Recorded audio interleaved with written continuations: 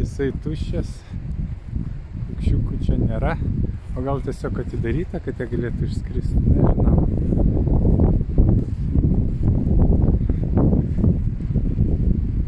Na, didelis gan įrenginys.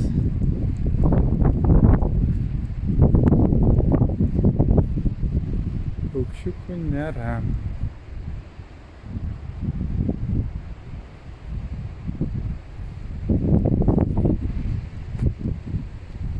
Toks tunelis.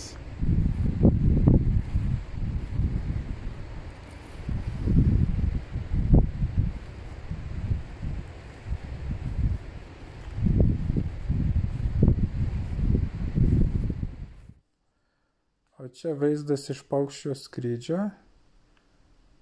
Taip šita gaudyklė atrodo iš viršaus. Čia mano skrydis. Jau netokia ir didelė atrodo. Automobiliukai stovi žmonių. Gal privažiuot galima. Šitą priejau, pašnekinau ten.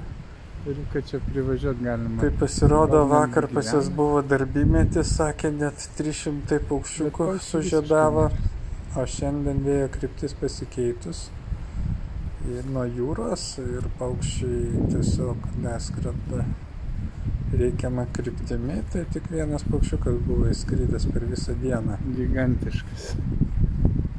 O vakar buvo pietų vėjas ir gaunasi taip, kad paukščiai skrenda tada prieš vėją, palei pat žemę ir gaunasi, kad įskrenda į vidų.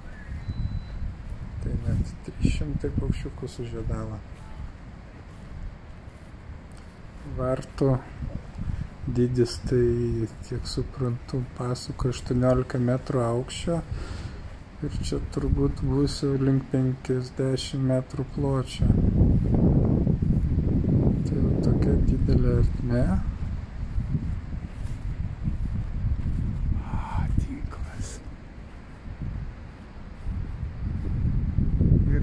Kažkur tai.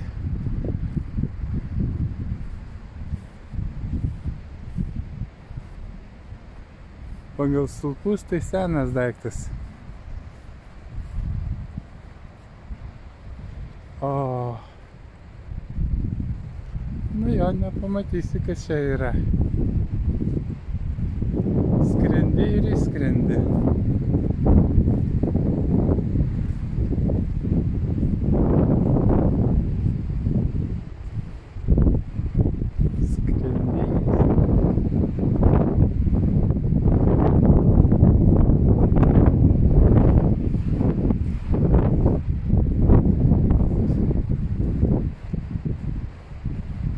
O čia įtariu įėjimas, išėjimas yra. Gal varteliai.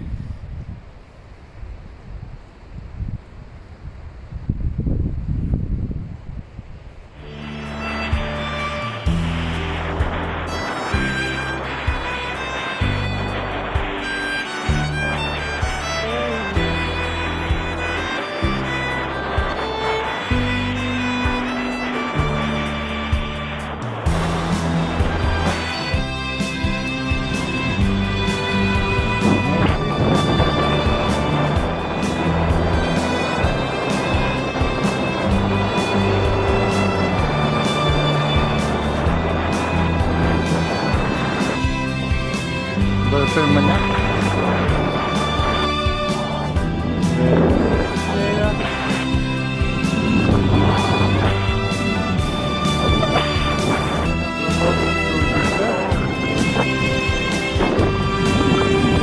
Nu jo, kartais išpūtimai yra, dabar su skydu varau.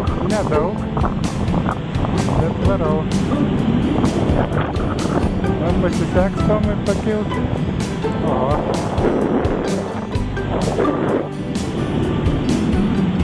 Pakilo. Jeigu skydą įspaus, tai gerai. Skydą spaus, skydą!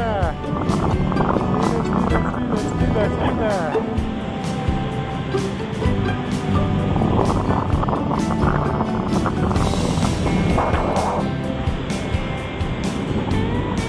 Pakilo, yeah!